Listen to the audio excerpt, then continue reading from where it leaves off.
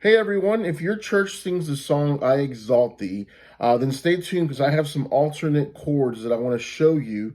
And I think you'll really enjoy the alternative progression there. But first, let me say that whenever I launched this YouTube channel all the way back last week, I told myself I am not going to do one of those, channels where I sit there and tell you the progressions to a song and that's all it is, and just me covering songs. I didn't really want it to be that, and here I am going to do that right now. But I'm actually going to show you an alternative chord progression because whenever I see and hear churches play that song, it's really a really good song. It's just exalting the name of the Lord, right? Which is always a good thing to do. But I guess I remember that whenever I was young, there was this more of a I guess camp meeting type progression that we would do, and we kind of gone away from that. We kind of got into more of a CCLM version of the song that is just using straight up 1, 4, 5 chords. With maybe a little inversion here or there, so that's fine. I mean that's working for you. That's great. But I think that there are some, different ways that you can kind of change up the song without using some really complicated chords. A lot of times when people say, "Hey, I'm going to show you an alternative chord progression," you're like, "Oh, I need to grow another thumb so I can play it on the guitar." And that's not what this is. We're still using just major minor chords, maybe suspension here or there, whatever. But we're not going to use anything super complicated. So I'm going to go ahead and play in the key of C, so I can also kind of try to sing it a little bit. But this is probably what you're used to playing. And it's also whenever I looked on YouTube, I had to go pretty far down before I saw somebody playing it differently the way I'm going to show you now. But a lot of the more predominant, worship groups that are out there right now, very noteworthy groups, are playing it the way I'm going to show you first, and then I'll show you the different way. Okay, so in the key of C. The melody is actually in the G, so I'm going to be highlighting that with my right hand, and it's and I'll just use a little metronome. How about that? So, and I exalt thee, I exalt thee. That's a G over B chord. I exalt thee.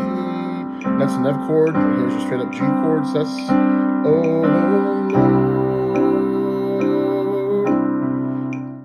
And again, there's nothing wrong with that progression. It's very simple and it's very effective. But if you want to kind of spice it up and change it up a little bit without really using any complicated chords, let me go ahead and show you what I do here and what a lot of groups have done in the past. Somewhere I've heard this. I did not make this up, and I want to make sure I'm very clear with that because I don't want to take credit for somebody else's arrangement. Very, very wonderfully done. But this is the way I would encourage you to consider playing it sometime. Again, we're going to highlight the G. That's where the melody lingers for the majority of the part. And so we're going to start off on the C chord. I'll try to call out the chords as we go before I show you the overhead shot. So here we go. And I exalt thee. We're going to go to an E minor, 7th chord. I exalt thee. A sus4, then A 7th. I exalt thee. That's a D minor chord. Then G sus4. Oh Lord. All right, so let's take a look at what that looks like from overhead. Again, I'm going to try to explain and talk through the chords as I'm playing that. But first, we're going to start on a C.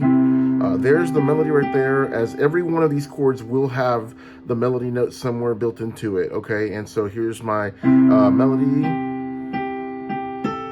Okay, that's the melody right there. Then I go into a 3 chord, which is E, and we're going to go ahead and add the 7th in there. All right, so we're going to go again from C to E minor 7th. Again, I exalt thee, I exalt thee. Then this one's a little trickier right here, at least the movement on the piano. We're going to go to an A suspended. When we bring the suspension down from a D to a C sharp, then we go ahead and add the G here, and that makes a we call a dominant seventh chord. Okay, this is a major chord.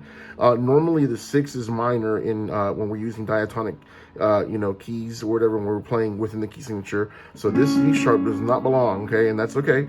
But with the melody in there, that G, we're actually making a dominant seventh chord, not a major seventh. Okay, that'd be that chord right there. This is a major minor seventh, and then we're going to go to a D minor chord right there. And again, Exalt Thee. That's where the melody ends up on the F. We go to G sus4, and then we resolve to the 1. Okay, so we have that D minor 5, 2 5 to 1, this very typical jazz progression there. And we just rinse, lather, and repeat. And again, every single one of those chords will have the melody in there somewhere, and that's what you're looking for. You want to make sure that you're able to sustain the melody, and not really ruin the integrity of the song, right? And so the song is still the same song. You're not completely changing the chords where it doesn't even sound like the same song anymore. All right, and it's that easy. And so let me tell you some reasons why you would try this with your worship team, and one reason why you wouldn't. Okay, one reason why I would try that is, number one, so you can kind of just change up the song. It's an oldie but a goodie, but it's nice to kind of maybe add some different coloring in there. But also to understand voice leading. Okay, even though we're changing all those chords around, we still have the melody, and we're kind of working around the melody note.